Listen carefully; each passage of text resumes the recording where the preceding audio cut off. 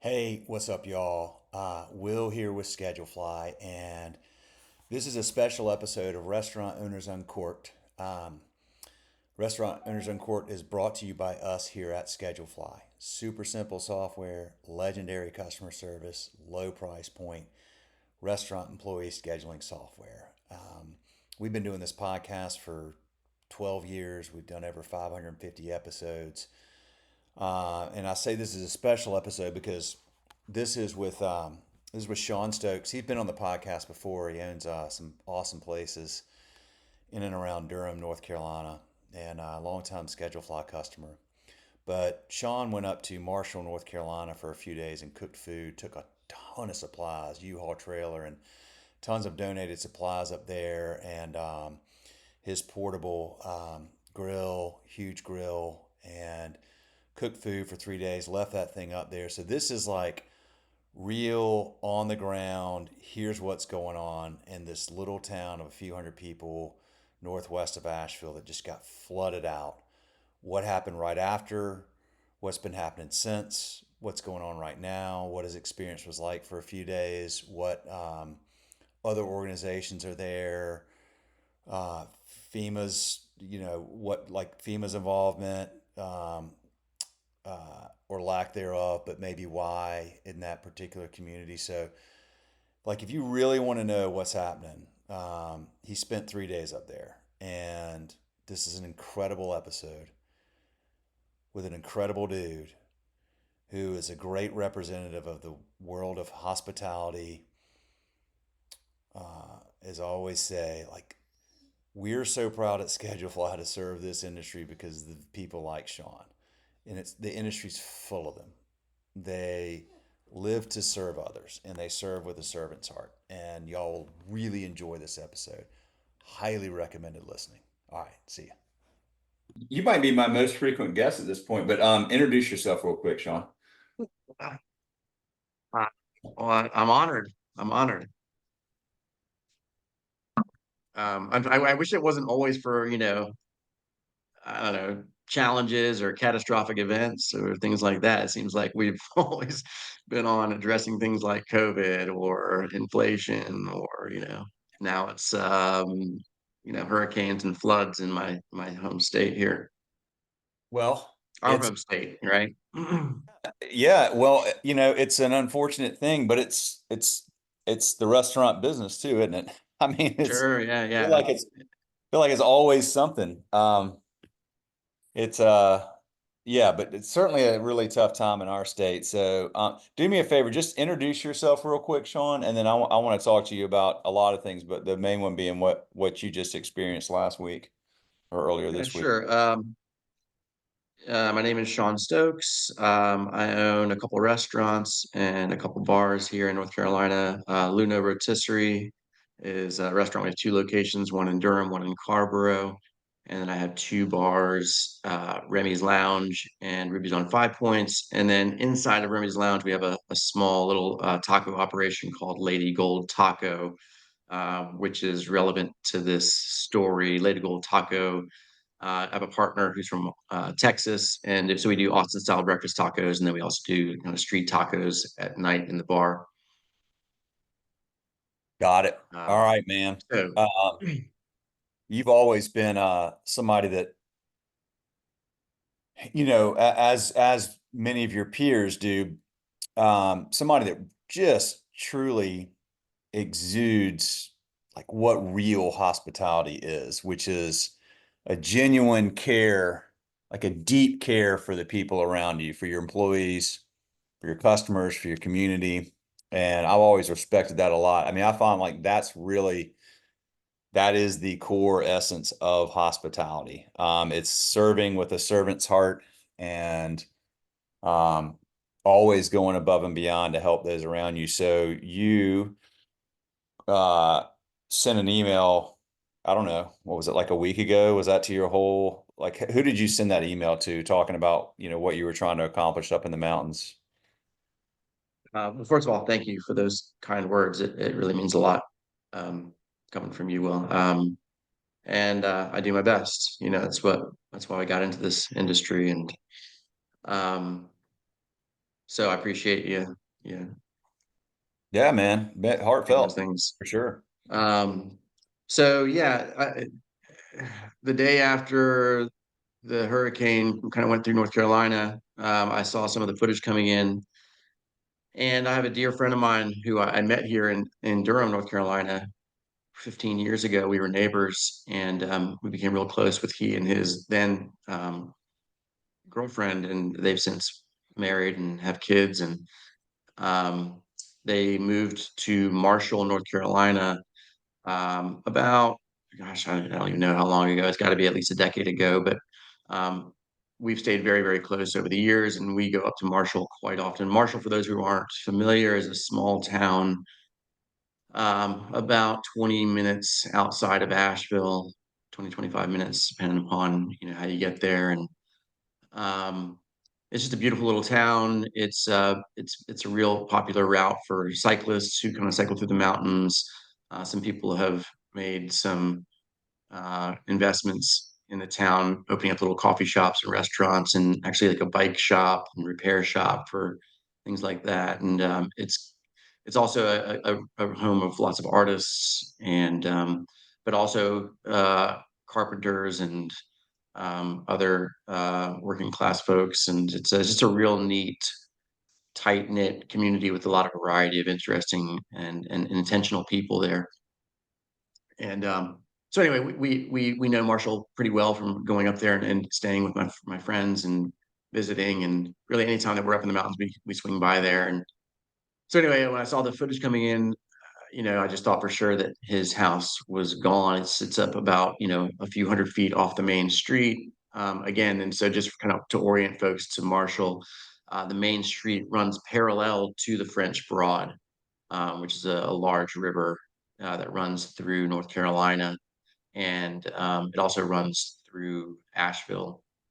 And so he's like located above there, but he's kind of his house is kind of wedged into the side of a mountain. So I had been seeing the landslides and the mudslides, and then on the other side of the road from his a very very small single lane road that kind of goes up to his house, he also has a creek that runs through. So I just thought between the creek surging and the mudslides, probably his house was gone. It turns out that his house was fine, and we can get into the interesting dynamics of the storm as to why that's the case. It didn't really rain that much in Marshall, which is interesting. He actually has some video footage of watching, taken from his house, where you can see the French Broad is just surged, and there's a house being carried down the river, and in the background, it's blue skies.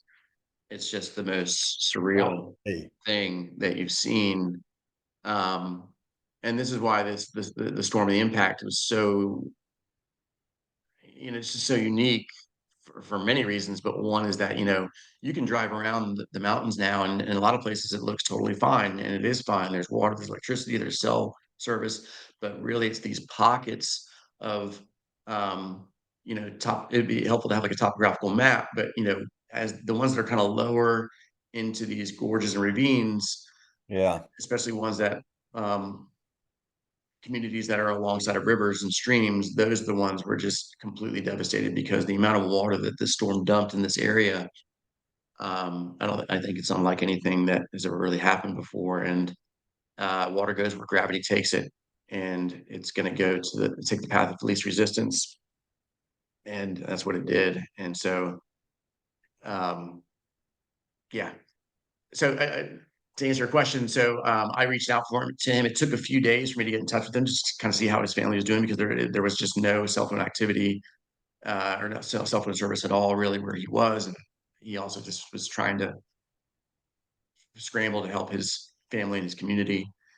And but then I did hear back from him a few days later, and just kind of got an assessment of what was going on the ground there. And basically, what you have is um, the downtown of Marshall, and this paints a similar picture to dozens, if not hundreds, of communities throughout the the mountains of North Carolina right now. Several buildings were just wiped completely clean off the foundations and gone. The ones that are remain standing have, you know, up to 2 feet or more of mud. inside. The drywall and insulation and studs of these, if they are, stud built, are just saturated and need to be torn out. And but the mud, so there are several additional, if they weren't bad enough with the mud, just having to shovel it out, shovelful by shovelful. Um, there are several different manufacturing facilities located along the French Broad and other rivers in Western North Carolina. And one of them that was kind of just upriver was a PVC manufacturing facility, and it breached. Mm. You also have, so that, you have all kinds of different hazardous chemicals that wound up in the water and into the mud. You have sewage treatment facilities that also breached. So now you have human waste and dangerous bacteria that's everywhere. On the first day that people, because this community is just so um, independent and motivated and you know community oriented that people just kind of rushed to start digging places out, and a few people wound up really violently ill Oh, after that first day and just wound up in a state for several days before they were able to recover. So now, and a couple, fast forward a couple days later, the sun has dried that stuff out. When the river receded, it left kind of a layer of that mud over the banks, over the street, over the sidewalks, over the rubble. That's a little bit thinner and able to dry out, and that's subsequently turned into dust. And so now you have all these chemicals and bacteria are now airborne. It's just created a nightmare scenario. So in order to continue working, we're talking like hundreds of community members, um, and these are shop owners, these are residents, these are artists, cooks, line cooks, bartenders. In other words, not like professional hazard yeah, mitigation crews. You also have lots of volunteers that are flocking in from all over the state and surrounding area to kind of help, but they're having to suit up in full Tyvek hazmat suits basically, and with respirators. And it's the weather's cooled off a little bit this last week, but the previous couple weeks have been pretty hot. 85, high, mid to high 80s, sun beating down, and that's the conditions these folks are working in. So it's really important that they stay safe from the chemicals, but also that they stay incredibly hydrated and well fed, and to the extent that they can, rested. Sorry, there's a lot of context, a lot of background, but that's what it's all kind of relevant. So when I spoke to my friend, um, he said, "Look, we're in dire need of some way to cook hot meals in large quantities and do it quickly." They had basically what they've been working with was a two-burner camp stove with a little green propane tanks, and we're talking hundreds of volunteers, right? yeah, And you're trying to feed these people 3 meals a day. So they had this two-burner camp stove, and they've got basically like a backyard grill with a 20-pound propane tank, and that's the equipment they had to use to kind of produce the 11th meal. So, needless to say, that a lot of what they were packaging up were sandwiches, cold cut sandwiches, and they're getting a ton of donations of food, which is great. They've got water, tons of water donations. They're getting a lot of produce donations. So basically, at this point, you can make a lot of sandwiches and you can wrap those up. You can grill a lot of hot dogs and hamburgers on that backyard grill. But I don't think folks have had a vegetable in 6 or 7 days at this point, because it's just hard to cook vegetables on a two-burner camp stove, at least the quantity of what they were doing. And as much as delicious as sandwiches are, you kind of crave a hot meal after a while. And absolutely. so I said, look, so just kind of going back to Lady Gold Taco, or that business we started off incubating with a like an LA style street taco cart that we had custom made in California and shipped to us, and it's on wheels, it runs on propane tanks, it's got a large flat top, a fryer, and two full size steam wells, and it's not very heavy. It's fairly easy to transport. And so I said, man, I'm going to bring this up there and see if we can't cook some hot meals for some folks for a few days and get some vegetables because they were getting donations of fresh produce, but a lot of it was spoiling because it just wasn't being Can't do cooked anything. Yeah, fast right. enough. So you had waste. A lot of other times, when they were trying to anticipate the needs of like how many meals they're going to have, they're not just feeding the volunteers at this point, but there's also community members from surrounding areas that are even further remote from Marshall and even more cut off and just don't have as large or as tight knit a community. And so you had folks from surrounding areas coming and trying to get meals. And so at times they were trying to anticipate higher demand coming in. They would cook a lot of meals. Fortunately, there are a few restaurant owners and kitchen managers and chefs down there that know food safety, right? And they're being vigilant about like, hey, if this is spent more than 4 hours outside of the temperature danger zone, we've got to chuck it because the last thing we need right now on top of this emergency is a foodborne illness Right. uh, outbreak on top of it, right? Like they don't even have, there's no toilets, right? There's nothing down there. They had a couple porta potties that have been brought by. So you can imagine what a nightmare that would have been if something like that had happened, right? As well. So what was happening was that then that food would then get tossed, and no one wants to see that going, especially at a time when resources are so scarce. So I sent out an email to basically people in my network. Uh, Actually, the email list was the email list that we used to kind of announce our soft opening of friends and family when we open our restaurants and our bars, So I Right. had that spreadsheet already there.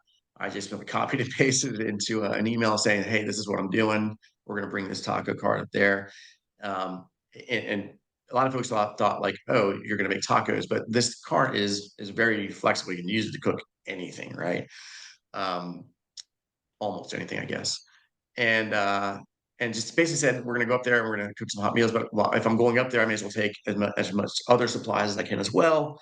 Anyone that wants to chip in, please chip in." So um, within I would say 2 to 3 hours, I had over $2,000 in my Venmo account from people Wow. just like flooding me, $100 here, $50 there, and that was just really moving to see just how quickly people were throwing in, were contributing and wanted to kind of help with the effort. So we loaded up. I got a 12-foot by 6-foot U-Haul trailer. We loaded up the taco cart, and then um, all the food that we knew we were going to cook. Seth Gross from Bull City Burger, who you know very well, he Yeah. donated a couple just massive coolers that I needed. We had people that let us borrow some folding tables and canopies to kind of set up basically a pretty functional mobile kitchen. And then we also grabbed diapers and tampons and pads and batteries and hydration packets that could be put into water bottles, whatever, anything we could kind of think of. And my buddy in Marshall was sending me updated lists as to kind of what was the daily need that they had, right? Because these things are evolving so quickly that we wanted to make sure that we were bringing up what was going to be helpful. So we got up there. I drove the car or the trailer up, um, and we set up shop quickly and just started making meals. Well, quickly word got out to other communities that we were pumping out even more food. So I would say that on day one when we were there, we and I say we because it wasn't just me; it was a combination of lots of folks there that were pitching in. The camp stove was still going, the grill was also still going. There were people that were cooking hamburgers and hot dogs at the same time as I was cooking up um, lots of vegetables and starch rice and um, beans and basically anything we could put together. Um, Basically, the meals that go down to the rivers where the cleanup crews had to be kind of handheld, foil wrapped because they can't really use a fork while they're in those suits. So we were sending down, burritos and burgers, things like that. Um, and then meals that were going out or for up at the top of the hill. We started, um, was doing fork ready meals for those. Then dinner was always fork ready meals. So I would say we had about, 200 meals going towards the volunteers, but um, then I think we shipped out. We would get like phone calls coming in, saying, "Hey, there's this nursing home in Yancey needs 150 meals, or this community here needs 100 meals." And so people were coming up and just loading up, loaded clamshells of fork ready meals that we were putting together and then driving them out to places, sometimes where they would then be piled onto an ATV to get further back into these communities that were completely cut off because roads had just been decimated. Um, so um, what our role was basically to try and prepare as much like vegetables and components that could be then um, put onto a table and kind of an assembly line like you would kind of build these meals, whether they be wraps, sandwiches, or fork ready meals. Um, I should back up a little bit and say this whole operation was taking place. A tiny home built manufacturing company at the top of the hill there in Marshall called Nanostead. Um, and they had maybe four homes under construction that were not completely finished. And so they had, they had walls and roof and doors, but they hadn't. That was it. They hadn't been finished, and so the community had converted each of these, with the permission of the owner, into different storage areas, and then the warehouse where they typically do a lot of the construction that had been converted into a massive storage area and an assembly line basically for assembling meals. Um, by the end of, or I would say it wasn't even the end of my first day there. It was like halfway through, I realized that um, if this operation was going to continue to produce this amount of food and do it safely and quickly and be able to utilize the supplies that were coming in and avoid waste, they they needed to have a stronger cooking capacity like the taco cart that we brought up there. So I spoke with Rob, my partner, said, look, do we need this taco cart anytime soon? We've since moved the cooking operations at of Lady Gold inside into a brick and mortar kitchen inside the bar. So we decided no, we don't really need it anytime soon. So we ultimately made the decision to leave the whole mobile kitchen that we'd set up there. So we've everything that we brought up in terms of tables, tents, the taco cart um, is there, and I basically just kind of gave a quick instruction or a quick tutorial on how to use it to some of the folks there that already have experience operating restaurants and that unfortunately their restaurants aren't open right now. Um, there's a restaurant called Noodle Hole that I'll shout out to. Holly is the owner's name, and bless their heart, they opened their doors in Marshall 2 weeks before the hurricane came.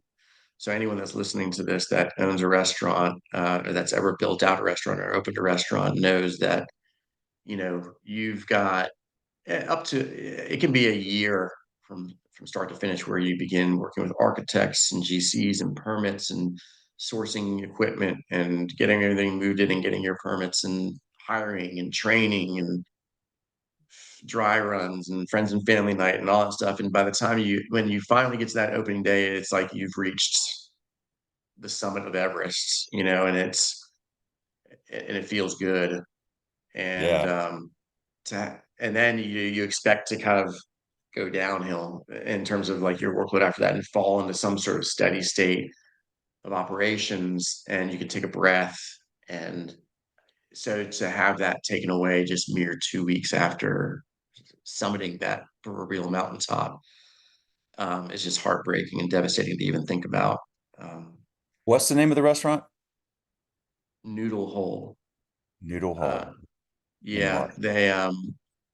they have another restaurant in Asheville as well that I think is also down at this point and not able to operate. But gosh, she and her husband were just in really great spirits, and we're just putting their heads down and just focusing 100% on contributing to the recovery effort and getting their community back up on their feet. Hospitality, man. There it is. I tell Yeah, you, dude, that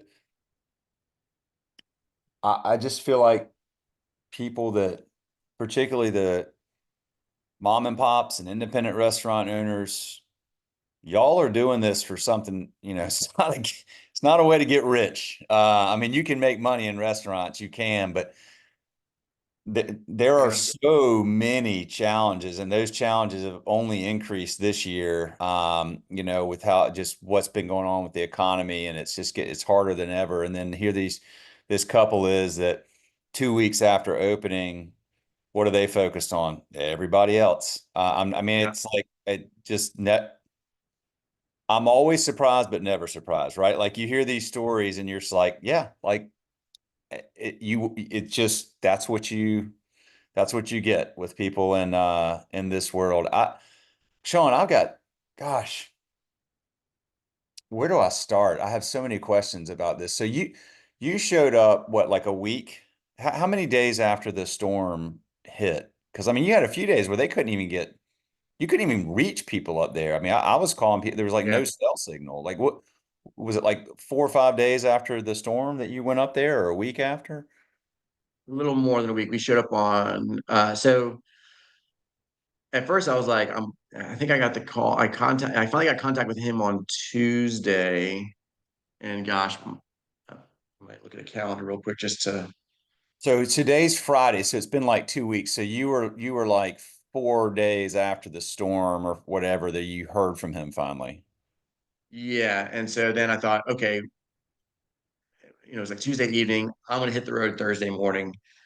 And then after talking with Maria, my wife, about it, she's like, there's no way you can get everything put together that quick fast." And Yeah. I realized she was right, per usual.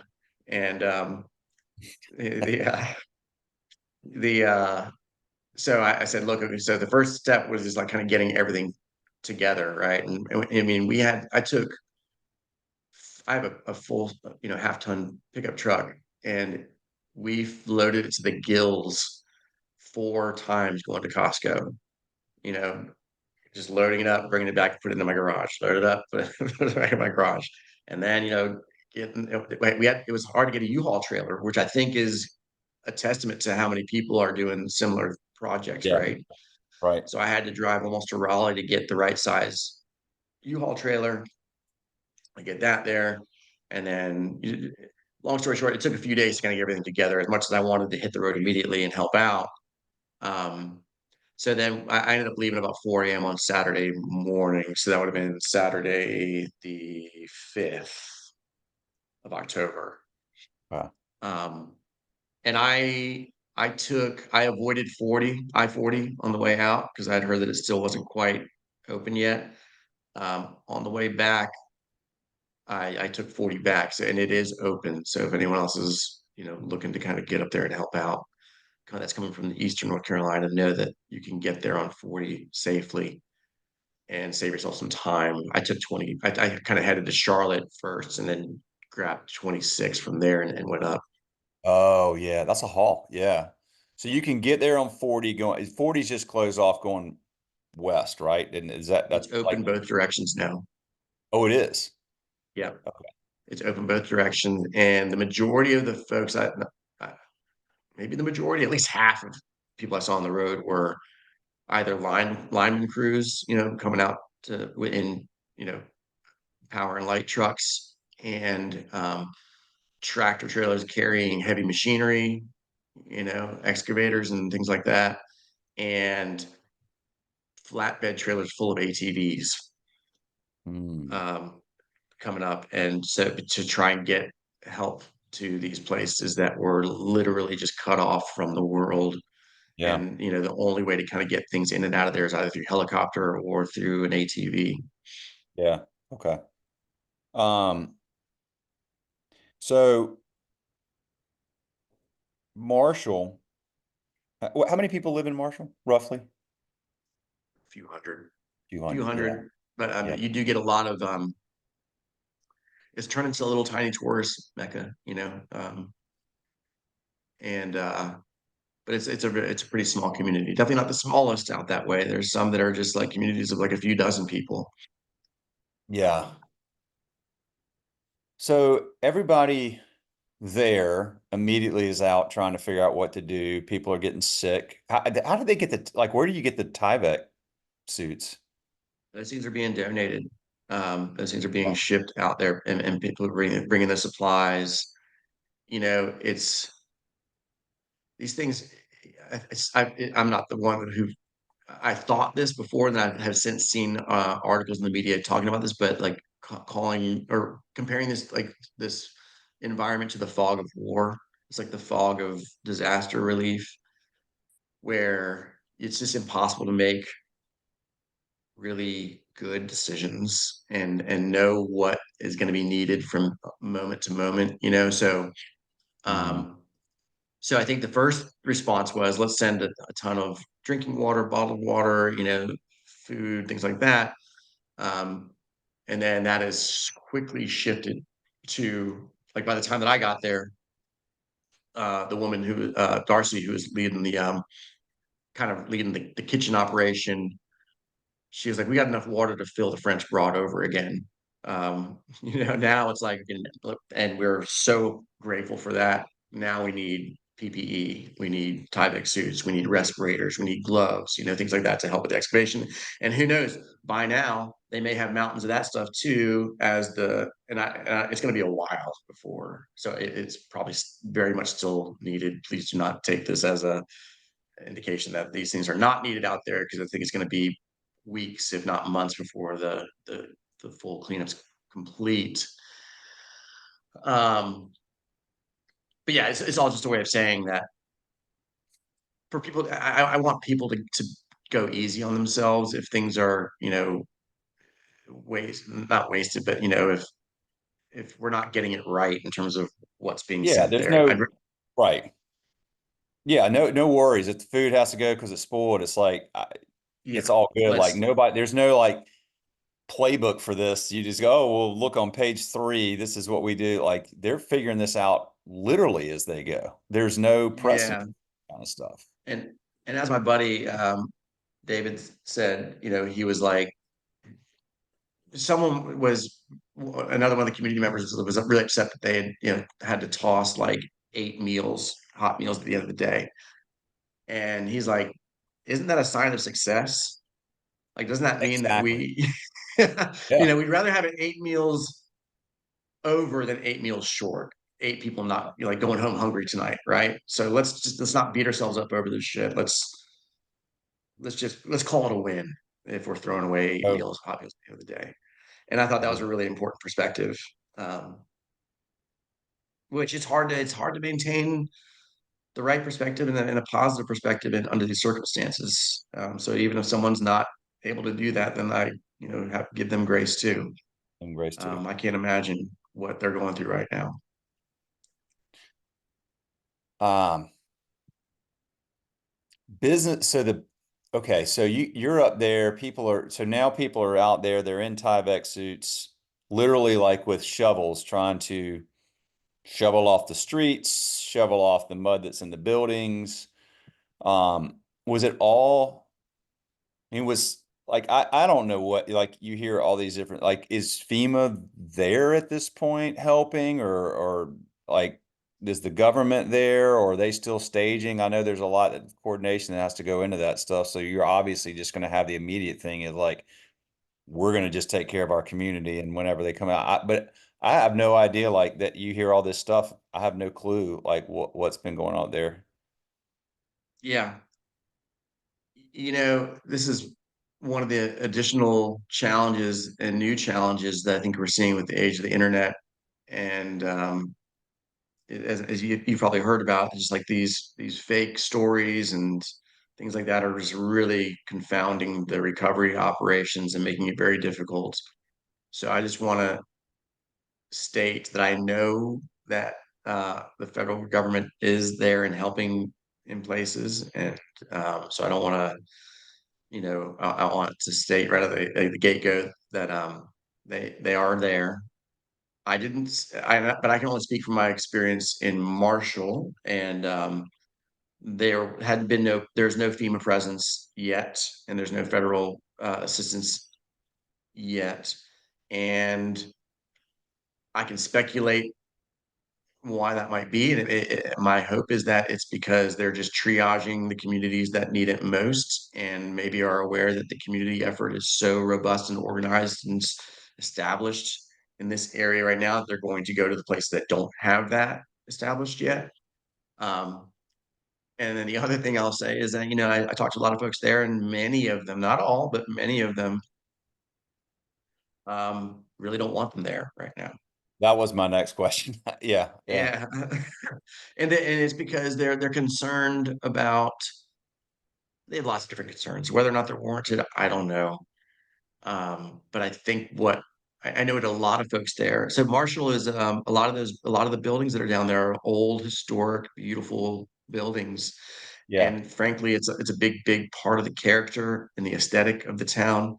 And a lot yeah. of folks are really, really worried that FEMA is going to come in and condemn these buildings and make them tear them down, and it's gonna basically destroy the character of the town.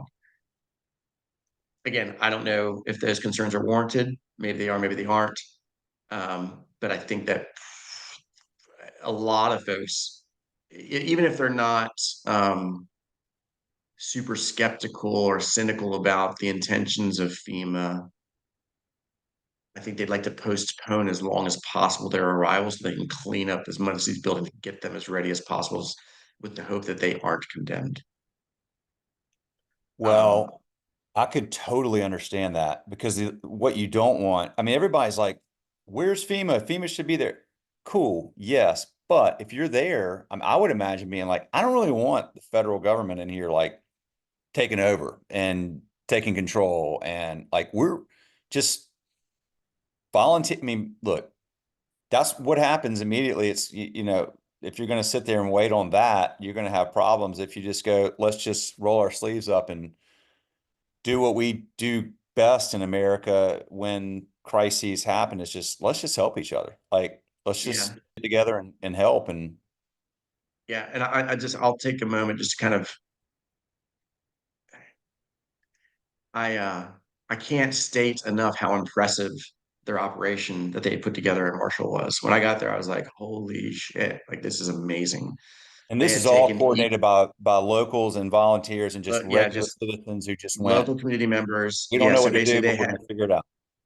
yeah. They had say in a matter of days, they had set up this operation where, you know, they like I said, there's 4 or 5 of these tiny homes were under construction. One was dedicated solely to like produce and dry goods. One was dedicated to medical supplies. One had been dedicated to equipment like sump pumps that have been donated, and camping stoves that have been donated to kind of distribute to other folks.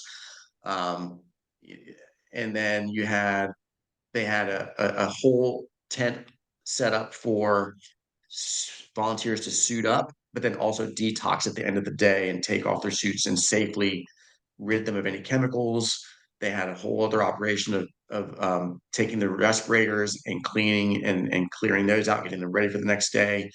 There was another tent that was set up as a wellness tent for anyone who had been set up, and you had all kinds of medical supplies, everything put in there. Um, Big giant whiteboards inside the warehouse that were organizing, this many meals are coming from these organizations today at this time.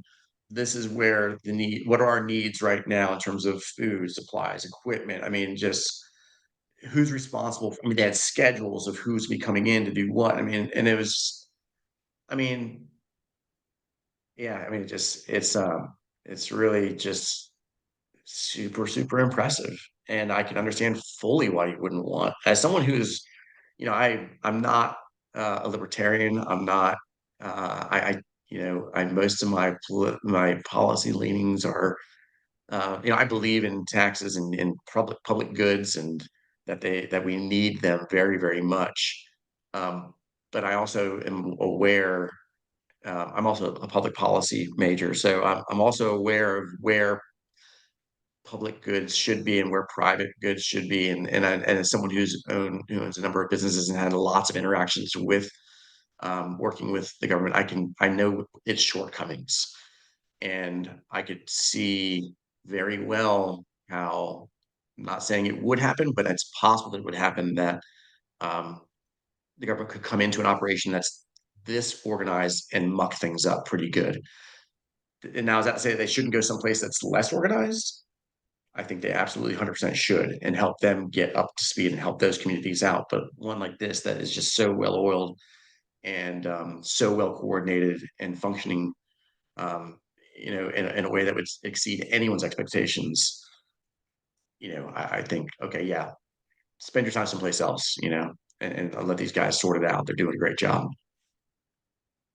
Yeah, dude, I love the way you put things. I mean, I wouldn't want them anywhere near that if I, it's just like, leave us alone, man. Like, cause they're gonna, everything's gonna move slower and be more bureaucratic. And I mean, I don't know, you're an entrepreneur. I'm an entrepreneur. Like, we kind of just need people to let us do. And that's a town of entrepreneurs. That's a small town of, I mean, lots of people that own small businesses and that have clearly demonstrated that, they've allocated out their skill sets appropriately so that they have a really organized and well-tuned operation going. And man, that's amazing. Hats off to the folks of Marshall because they've got an immediate huge challenge to navigate, and then they've just got this long, and that's where maybe over the long term where maybe there can be some outside resources that help, because you're talking about a town that's going to have to be rebuilt, recharged. There's so much that's going to happen with, I mean, it's going to happen, insurance and just it's going to be a long, long haul. I feel like, I mean, I'm still having a hard time wrapping my mind around how long it's probably going to take some of these towns and communities. Chimney Rock, I mean, Yeah, Megan Venuto had her on the podcast, her whole, I mean, that whole town is gone. Like it's gone. the Yeah, 30 businesses that she was a part of, she, owned Highlands Tap and Grill there. Like, the river is where the real estate was now. There's nothing that, how do you even account for that? Like, how does insurance account for that? How does, like, it'll take forever to figure all this stuff out.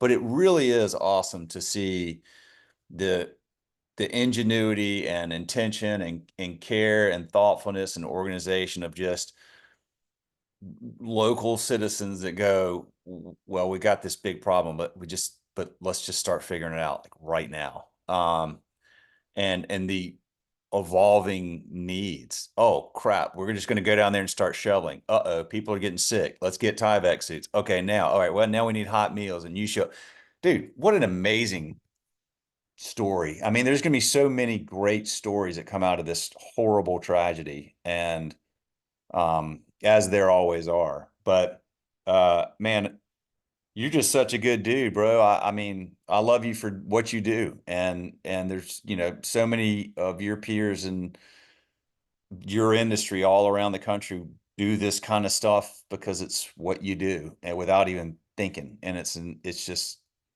I'm never I'm never not proud that we get to serve at at our company, your industry, because y'all are just amazing people, man. Like, I mean, yeah. I Well, think, thanks. And it's all, you see it all over the place. Like right now, I think there's a whole slew of Durham restaurants and chefs that are putting together a massive benefit dinner. It's going to be held at the Durham Hotel on Saturday night. There's going to be an auction, and everyone's just like donating their time and their food to the dinner, and 100% of proceeds are going to that. Yeah, I just got an email from another guy here who is I don't think it'll be a problem. I'm going to hold on, I'm giving too many people's names because they may not want yeah, to have it out there. But although I think his name should be out there, but he's working with World Central Kitchen, and he's cooking hotel pans of hot meals here, putting it into hot boxes and bringing it up there to be distributed. He's done 5,000 meals so far. So World Central Kitchen, is a fantastic organization. They oftentimes set up kitchens in on site, but in this case, they're actually sourcing meals that are being produced in cities all over North Carolina and then shipped to distribution centers, and then those are going out. And so I'm one of many people in this industry that are just they've dropped everything and they're throwing everything they've got into doing what they can to help out in any way that they can. Um, so I've got on my Giving Kitchen hat, Yeah, and say that. Yeah.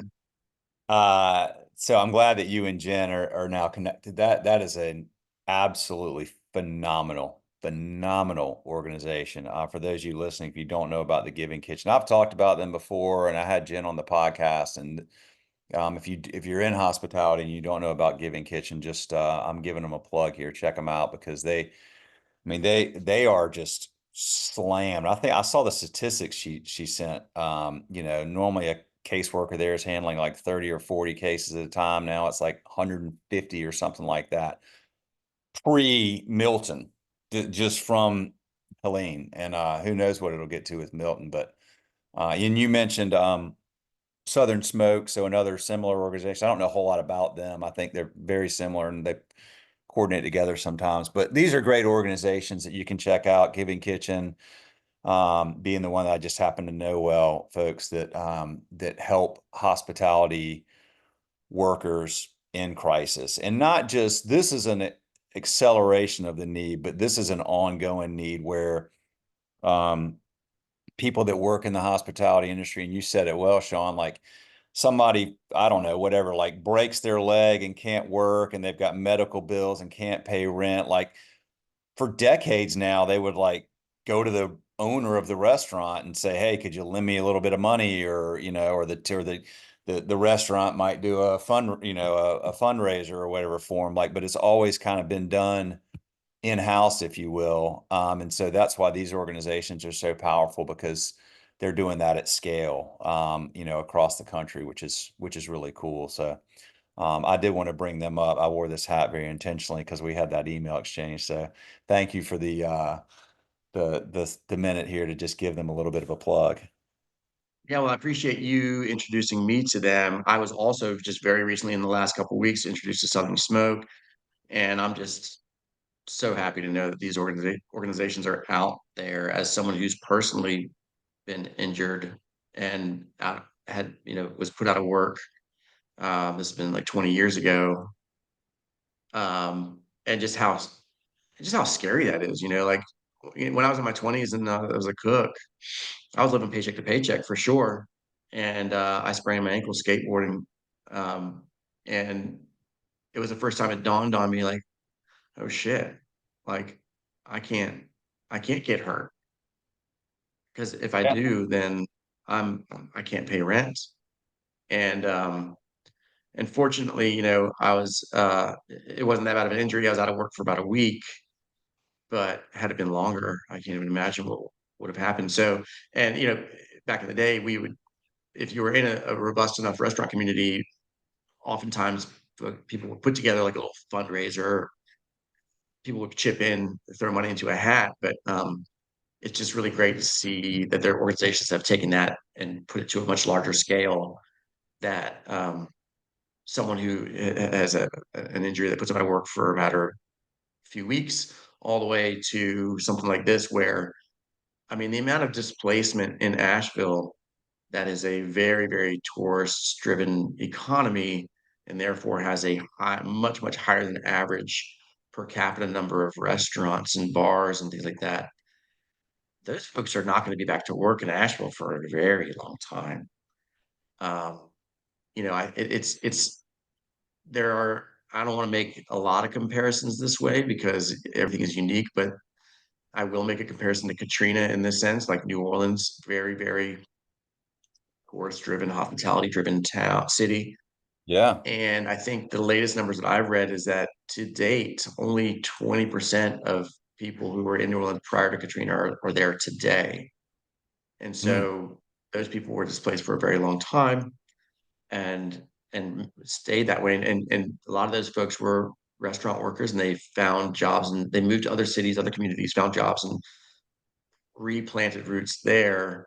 but that transitional time takes time, and that's time without any sort of income. And so anyway, Giving Kitchen, Southern Smoke, these are lifesavers for in situations like this for these folks. And the more people that know about it, both who need to be on the receiving end, but those who can be on the giving end, all the better. Let's shout from the mountaintops that these places exist. Agree. I talked to Marwan Irani up in Asheville, Chai Pani. Do you know Marwan? Not personally, no, but I've been in communication with them before. Interestingly, I don't know if it's him, but one of the owners of Chai Pani is went to school with my friend who lives in Marshall. So he has actually connected me in the past. I think when I had some initial questions about opening up a second location of our initial concept, he put me in contact with them because they had already kind of done that before, and so he gave me some advice via email on.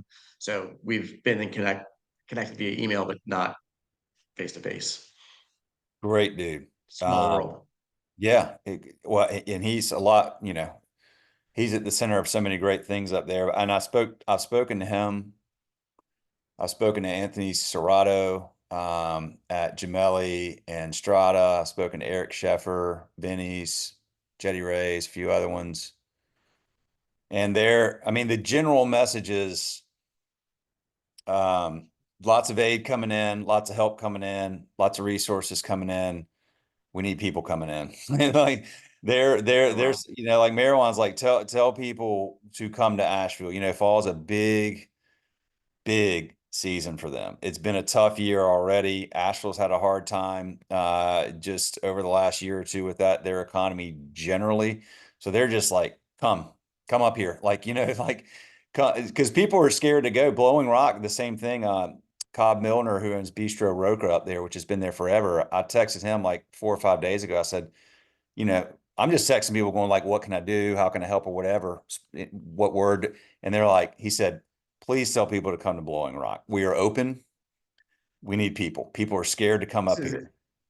this is so interesting because I feel like there needs to be some either the messaging is wrong or that it needs to be unified, or maybe it just needs to be more nuanced. But a lot of authorities are saying stay out of here, like don't come up here, right? Like I got when I sent out this email to folks saying that telling them what I was doing, a few people wrote back and said, "Hey, the authorities are saying not to go to the mountains, to stay where you stay put."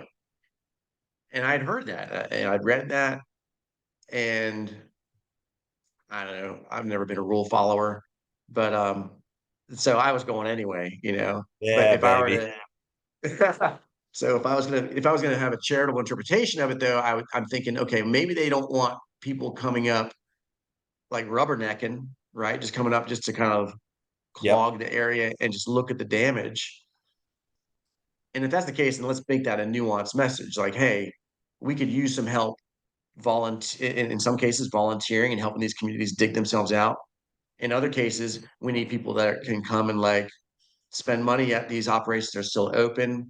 Like Yep. there's Murray, my family and I went up, we stayed in West Asheville in the spring, and there's a cool little economic center there with lots of little restaurants and bars, vintage stores and things like that. And um, my wife, bought something from one of the stores there and got on an email list, and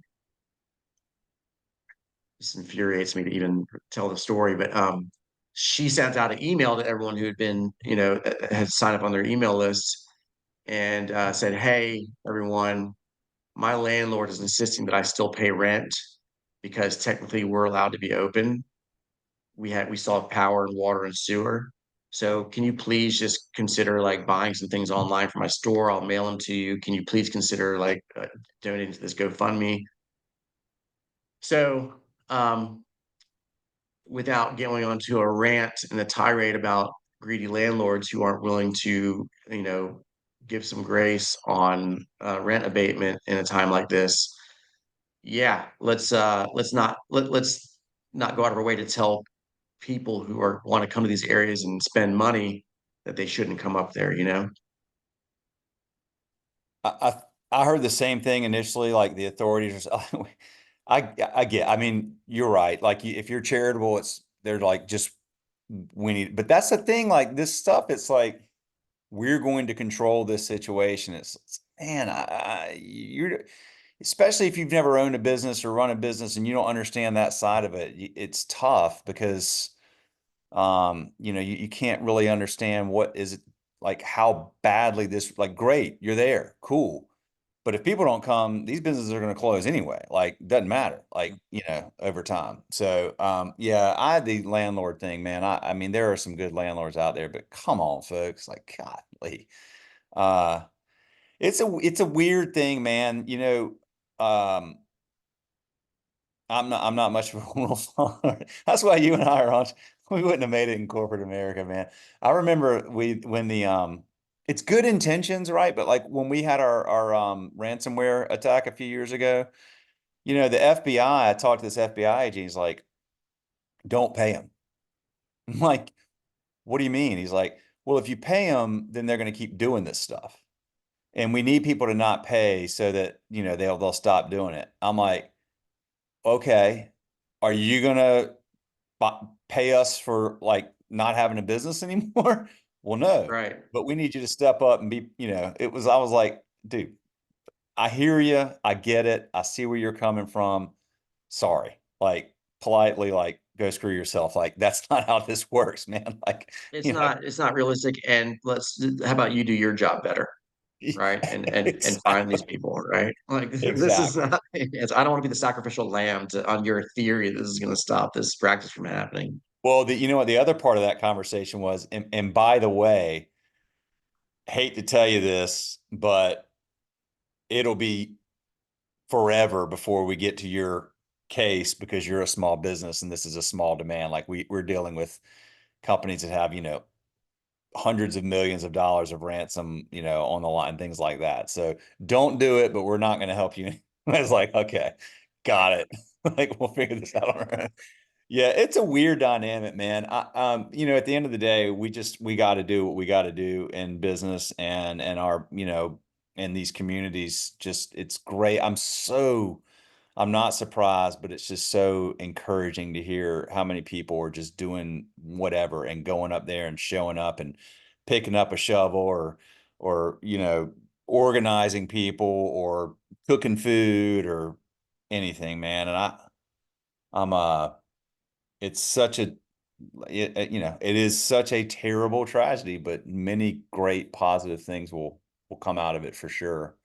Um, uh, what else is on anything else on your mind, Sean? I mean, we've talked about this for a while. What else is going on? I just wanna, I wanted to, just give a quick 'cause if any folks are wanting to help out or contribute. So this is Madison County, Marshall's Madison County. So if anyone that people are continuing to take donations there, there's also like just if they want to just donate straight cash via Venmo. Um, I don't have the Venmo to the actual community that's there, but they are using it to buy supplies if they need or can find them. But one of the organizations there is called the Community Housing Coalition of Madison County, and this is sort of it's like Habitat for Humanity, but it's a local Madison County um, organization, and they are not surprising, so effective and well organized that Habitat for Humanity has decided not to even set up an operation in Madison County because they've got it covered. Um, so the Community Housing Coalition of Madison County is a great spot for you want to help with the long-term recovery of this area. Yeah. Uh, I would just say that that's another place that they can donate. In addition to obviously Given Kitchen and Southern Smoke and some of these folks we've already mentioned.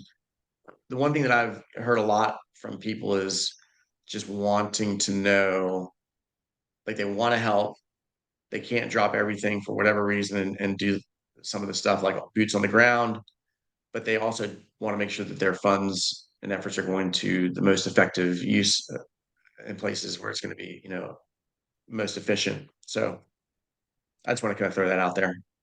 Community Housing Coalition of Madison County, North Carolina. Okay. I'll get the link. So Yeah. when I post this, I'll put. And yeah, and elsewhere, like in other communities, because again, like this is just for perspective, this geographic area that was impacted is the size of Belgium, a small country. It's is a there are hundreds of communities that are in need, and that don't have a similar organization like this. So Habitat for Humanity is helping people rebuild their homes in those areas, and it's probably going to get there a lot faster than through anyone who had insurance and or through federal uh, assistance. It's also worth mentioning as well that most people in the mountains don't have flood insurance Yeah. for real understandable reasons, right? Like there's no oceans around, and so some folks there, because I don't have many kind words to say about insurance companies. Um, I don't think I have any. Yeah, but they'll find any way to not pay a claim. And so you might have homeowners insurance, but as we all know, if you don't have flood insurance and you lose your home to a flood, you're screwed. So if not to these that Madison specific organization, then Habitat for Humanity is one of the organizations that's really effective and going to help people get their houses back together. Yeah. Um, I know, man. I mean, I'm sitting here thinking like, I don't have flood insurance. How would we flood? But I don't know. I bet they'll sell a lot more flood insurance now. Wow, those insurance companies. I think like, yeah, none of them had it. Why would you? I mean, you're Yeah. what so okay. What other were there other organizations up there? Like, did you see other organizations in Marshall? Um, Like there's one called Convoy of Hope I've heard about that was trying to get people up there. I know Samaritan's Purse is trying to get like those are the ones I've heard about, but I don't have again no clue if they're actually like where they are or what they're doing. there was one organization that was put down a ton of meals, and that was very, very helpful. And I want to make sure I get it right. Yeah, Mercy Chefs. Mercy Chefs. Okay. Yeah. Um, I believe that was the one that I saw. Yes, exactly. Mercy Chefs. So they were doing really great work, getting a lot of food out there to folks. Lots of hot meals. That was the only other one that I saw when I Okay. was there. But again, I was there for 3 days, and so I was pretty much hunkered down in that one little kitchen that we set up for, and then I slept in a tent at night. So I didn't really go. I wasn't exposed to a whole lot other than my little area that I had set up. TCB, man. You there taking care of business. All right. Yeah. Well, appreciate you as always. And I'm gonna get this thing up. I just did this at home. The studio I couldn't get in there, and I'm doing this at home, which is actually good because they take a little while to edit these things. I'm gonna get this up today, and I'll send you the link. And let's get this episode around. People want to know. People want to hear this. This is what you did and what all those folks are doing is awesome. And yeah, man. As always, I appreciate you, brother, very much, and thank you. Well, I appreciate you, and I thank you for getting the word out there, and just for being an advocate for our industry in general, and a resource. There's so many reasons why folks should be listening to this podcast. So thank you for what you do too. Yeah, man. Keep spreading the word. All right. Well, good to see you. Take care. And let's yeah, we'll just stay in touch, man. I literally think I think you're the record holder. This might be like episode number 5 or something like that. So we should just do like a quarterly episode, Shawn. You always have good things to talk about, man, and good I'd be ideas. happy to do it, just as long as if you think I have something valuable to contribute. You always do, man. And we look, we need to do the next one like in a like not in the middle of a like some crisis. I agree. Let's do something. Let's do something where we're just talking about nothing but unicorns and rainbows. I love it, man. Well, as soon as we're seeing that in the hospitality industry again, we'll talk about that for sure. Well, thank you, All right. man. I appreciate you very much. A lot of people do. So, and have a good weekend, man. Thanks, Will. You too. All right. See you. All right. Bye bye.